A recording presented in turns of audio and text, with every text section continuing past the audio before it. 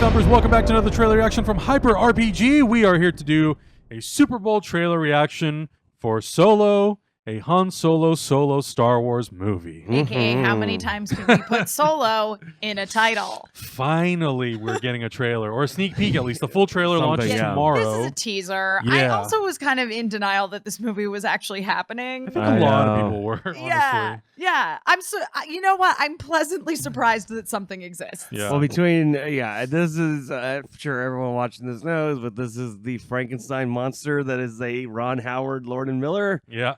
joint. Sure. The reason apparently it took so long to finally get anything was rumors are, and Lucasfilm will never confirm this, but rumors are that Ron Howard shot up to 80% of reshot stuff, Yeah. up to 80% of the movie. Because when Lord and Miller got let go, we were all hearing like they only had 2 more weeks of production. Yeah. It was And really then- close to being done. Yeah, and then it was like another month or 2 of shooting, and then it got wrapped, and Ron Howard went back. So how much reshooting, what footage we're seeing, but then Sandy Newton, who's in the movie, did an interview where she said, "Oh no, there's still a lot of Lord and Miller stuff in the films." Yeah. I don't know if that's her opinion or she saw a cut. I just feel like nobody knows. They're not talking to each other. Oh yeah, no, it is what a bizarre situation we find ourselves in. Yeah, I mean, and there's so many people who were saying that, like, well, I think an article even came out and said this, that Lucasfilm was sort of waiting until the hype of Star Wars The Last Jedi kind of died down. But that kind of sounds ridiculous. Wouldn't you use the hype of Star Wars The Last Jedi to sort of like propel this movie out there? Yeah, it's really yeah. weird. Because I'm thinking about like whenever, and this is not the same, but whenever like Matrix Reloaded comes out, and then they put the Matrix Revolution trailer out like a week later because there's all the hype. Right. I mean that's different because that's a direct sequel, but you're still kind of like dealing with the universe, kind of a thing. But that trailer came out at the end of the credits, even. Yeah. Which is like, yeah, why wouldn't you just put something out there? But I mean, in any case, I mean, I haven't seen this yet, but I was watching and looking at some of the Twitter reactions to it, and some people seem to be kind of pleasantly surprised by this.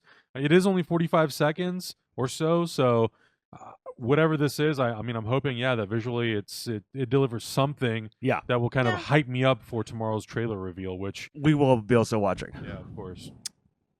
Are we ready? Well, before we do jump into this, does anybody have any initial hopes or thoughts or things of that nature? Listen, general hope. I have been saying about this movie from its conception that I don't understand why we're making a young Han Solo movie, because that is implying that Harrison Ford was old. Which he was like not. Our age. He was not. He was 30, I think, in New Hope. Yeah, like 30, 32, it's interesting. I actually was more hopeful for this film when it was Lord and Miller, because I was like, oh, that's going to be a different kind of strange, unique voice, and I love their films and I love their TV work. And then when they got let go, and I'll say this, Ron Howard has certainly made great movies. For me, it's been a little while, and Ron Howard is also not a director that inspires anything in me. Actually, usually when I hear like Ron Howard's making a movie, I'm like, I don't know what that's going to be. It's going to be a movie. It's going to be a perfectly passable, fine film. Maybe it gets lucky enough to be really good, but it could also be the Da Vinci Code trilogy, which they made 3 of those. There's a box set. I legitimately couldn't tell you anything about them, and I've seen them all. One of them a year ago. I fell asleep in the first one. I just feel like this is going to be a movie. Yeah, I mean, but hope. There's hope, right? Well, yeah, and I think my biggest thing for me is I really want to see sort of what the look and the design of the movie is. I know this movie is supposed to take place right around the time of A New Hope, so if it's sort of within that realm of Rogue One, or even closer to Episode 4, then how do you get closer to Episode 4 than Rogue One? Oh, I was thinking of Rebels, but yeah, I mean, to wherever this movie takes place. Apparently, the ending of it is going to tie directly into A New Hope, meaning, does that mean that we're going to see Han Solo walk into the cantina bar at the end of the movie? Probably, yes. Which to me is walking like past Pigface going, excuse me, guy. Yeah. Which to me is like, that is exactly what's do we going really to need to tie in the movie that much to Episode 4? We're going to walk into the bar credits. Right. I would almost prefer that this movie took place just like 5 to 7 years before. Yes. Yeah, and like totally don't even agree. deal with Episode 4. Well, just let it end on a let me say, is that note. confirmed? Because I've heard that, No, but it's I've never not seen confirmed. that confirmed that it does take place as far as when it takes place. No, I don't. As far as I know, no. I'm operating under the assumption that it's at least 5 years, because why would you do a movie that leads in right into Harrison Ford's Han Solo it just kind of seems ridiculous. Because they don't want to leave anything up to the imagination. Like that Apparently not. is sort of the issue I think that's happening with Star Wars right now, is that Yep. instead of allowing your brain to fill in those gaps in time and for you to think about what might have been happening or have it be explored in books or comics to a certain degree, which obviously you have to make a little bit more of an effort because they're assuming that people are really only seeing the films to a certain degree anyway. The issue is now the films are getting into the territory of there is no room for interpretation because they're literally covering every second of everything, and that's not necessarily a good thing. Yeah, I don't want to see no young Yoda. I don't want to see. No. I don't want to see no young baby Boba Fett again. We've already now seen young baby Boba Fett. No. Anyway, let's watch this. Let's watch this. Yep.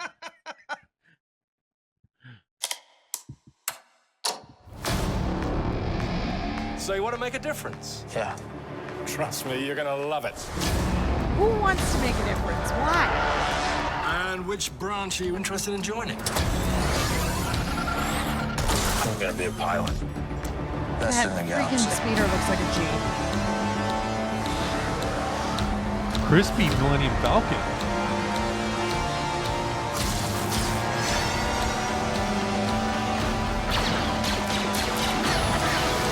I mean, that's all we need right there. Your name?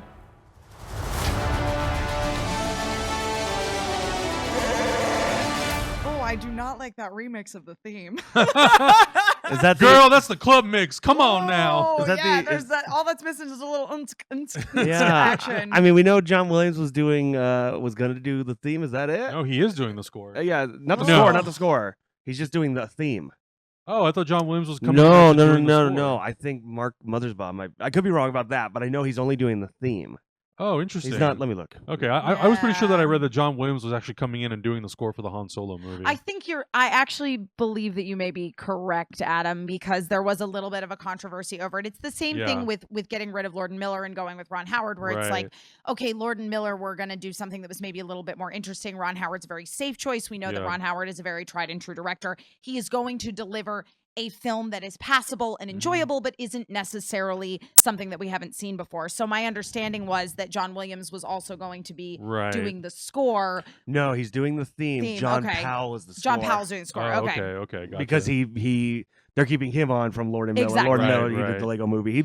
John Powell's mostly done animated stuff, not Yeah, yeah. strictly, Yeah. but mostly. Well, and yeah, and I think most of the Star Wars trailers that they've had, I think John Williams himself hasn't done every single trailer No. theme. He's done, I think, some of the ones that kind of get closer to the movie's release because they then use the themes that are in the movie. But I think when you get to the first teasers and the first actual trailer, it's usually some other composer or some company that comes in and does the theme. But yeah, it's a little bit of an odd choice doing somewhat of like a remixed version of the Force theme or the Star Wars. That's kind of how I Star felt Wars about. mantra. I was not big on the Mike, and I like Michael Giacchino. I was not big on that Rogue One score. No, and I that think felt a little bit like I- it feels like when you hear someone trying to be like, Yes. I heard a song on the radio. It's like do do Right. do do do do do, Right. and you're like, Sure. that's and I think sort of the it. problem I think For the me, problem with it was that he came in so late because he You know, was he doing, did. It's not Yeah, his that's he was fault. doing not He his had a fault. month. yeah, he was doing that, I Doctor think- Strange, and then Spider-Man I think all that back to back. Giacchino, for me, his score just ended up being relatively forgettable. It was fine. Yeah. It wasn't it anything just that I was like, was. ooh. Yeah. I mean, that's how I feel about this teaser. I'm just like, okay. Well, so positives, and we'll see a big fuller trailer tomorrow. Sure. Positives, yeah. Lando looks dope. Yeah, all about the Donald Glover Lando. I have no problem with the final shot with Chewie and Young Han. That's great because it's Chewie and Young Han. And I love that Yep, shit. sure. Other than that, I don't know why the Millennium Falcon looks brand new. Yeah, it was like fast for it to be. Yeah, well, and again, I think that might have to do something with the actual timeline of when this takes Yeah. place. Okay. Because I I'm, like, I trying caught a to watch glimpse really of I caught a glimpse carefully of a couple photos, and I did see the interior of this ship, and I was like, oh, this looks familiar, and I didn't recognize it. And then Cameron pulled up a meme of somebody or that somebody posted about comparing the hallways of the Millennium like Falcon. that's the hallway. Right, where it's like it So looks the tweet said, "I love the Super Bowl ad about not making sure you never buy new sofa white." That's Yeah. right. That's right. So in that scene where people are like partying and there's that lady in the like random gold dress, there are actually some Twi'leks that you can see in there, which I will say, Yeah. there they are, which I will say is a positive. Yeah, like yeah. I see some Twi'lek ladies dancing with each other. If we can get just like a Twi'lek lesbian love story, I'm in. Plus, the big thing with this movie, even aside from Rogue One, The cinematography definitely looks sort of unique to some of the other Star Wars movies. Sure, And I think I will that's, agree that's with you on that. a lot of that comes from the fact that it's Bradford Young, who was the DP on Arrival. And Okay. that movie Very white, was, very kind of bright. yeah, light. like yeah. very, very good looking Is movie. that a space train? It That's seems like it. driving around those mountains. Yeah, that was. I actually did like seeing that. It seems like because if this could just be a spin-off where we go on like Right. a Galaxy Express 3-9 journey and everything's a huge fucking bummer, like I am in. I am here for that. So I will say this. This is kind of the only thing that is starting to. It's not fatigue. It's not Star Wars fatigue because I love obviously, we saw the Last Jedi. If you all watched the Last Jedi review, we were very positive on Last Jedi. I love Last Jedi. Yeah, Last I Jedi will was say though, amazing. with now having one a year, I don't like it. I will not even that. We'll say like, Yeah. but like one a year. Are we also seeing? I'll put it this way. I think when the one a year complaints or concerns came up, a lot of people were like, "Well, Marvel." The difference is, I think, if this makes sense, is Marvel is like Thor and Captain America and Iron Man have very different style of movies. Yeah. They There's do. generally the same kind of usual character arcs, but it's like here's a spy thriller, here's a crazy wacky Norse adventure, here's this. I will say I'm maybe a little bit at the point now because now we're 4 trailers in with Force Awakens, Rogue One, Last Jedi. this, and now Last Yeah. Jedi. Are we kind of seeing, not storytelling wise, but maybe, and this is a prequel, so it's hard and all these other things, but it's like, are we kind of seeing that maybe Star Wars has a limit as far as like uniforms, ships? Here's the 4th trailer Well, with I TIE mean, fighters. this Here's is the the problem. It doesn't have to. It doesn't have to. But No, because that's- of where they keep setting yes, these that's- movies, that that's is the exactly problem. what I was going to say, Adam. Yeah. I am in complete agreement with you on this. The issue is that instead of looking at Star Wars and going, wow, we've created this really interesting history and mythology of this entire science Yeah. fiction universe, they just keep telling the stories about like the same damn people. Yeah. Well, it's the same damn people. And also, I'll say right now, Woody Harrelson looks a lot like Jyn Ursa, her father, right Yeah, now. Galen. He really does. Yeah, it's like very. I'm getting a Galen. We Ursa recast vibe. Galen Ursa, Woody Galen Ursa. Harrelson. Yeah, Galen Ursa. They were like, you know what, guys? Mads Mikkelsen wasn't fun enough for this movie, so like we Yeah. just Here's put Woody Woody Harrelson in Harrelson. instead. And here's the like, I want to be wrong. I want to know. love Star Wars. I want to love, but I am kind of like now 4 different films in. I'm kind of like, and again, it's different with the episode series because you're supposed to kind of have that familiarity with the Lukes and all that stuff and what the ships are. But I am kind of getting to the point where it's like, if we had 4 Thor movies over 4 years and it was all the same Norse thing, you'd be like, the You'd be tired creativity of it. seems pretty No, low. I totally agree with you on that, and I think that the issue is that with Rogue One, Star Wars went a good direction of, okay, well, here's a piece of the story that we all know exists, but we didn't see the Right. rebels actually go in and steal the Death Star plans. So Right. that's interesting. And Right. and again, that was a piece of history that we were aware of. With Han Solo, maybe I'm alone in this. I don't really care what he was doing before the original trilogy. No, I don't care. Well, because here's the thing: is like to me, I'm kind of a purist on the mindset that Star Wars is very much an amalgam of like westerns and samurai Sure, films and all it these kinds of things, absolutely is. and all the things that George Lucas is. I'm talking about the original, just New Hope. Yeah. It's all these things George Lucas kind of went and put it together. Han Solo is basically a Mifune character. He's Mifune from all the Kurosawa movies. He's the guy who's like the kind of drunk asshole you're not Sure. sure you can trust, but then by the end, he's probably your favorite character in the damn movie. Go watch Seven Samurai or anything Mifune did with Yeah. Akira Kurosawa. Anybody, if you don't know what I'm talking about. And I think that's also why it felt, to some extent, pure that Han Solo probably could have died in Jedi, because that's what happened with Mifune's characters Sure, always. all the time. Is he was the rogue with the heart of gold, you fell in love with him, and he died a tragic death, and you're like, oh, he was a hero after all. Yeah. But by that point, Lucas had kind of changed direction. Yeah. So there's that degree, though, it's like, I don't care about seeing what the Mifune character from Seven Samurai was doing before Seven Samurai, because he was probably just a dude. He was probably just like drinking, or just a samurai. Yeah. Yeah.